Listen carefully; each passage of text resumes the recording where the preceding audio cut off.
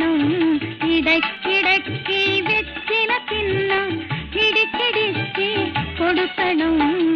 കദളി വാഴ കയ്യിലിരുന്നു കാക്കയിന്നു വിരുന്നു വിളിച്ച് വിരുന്നു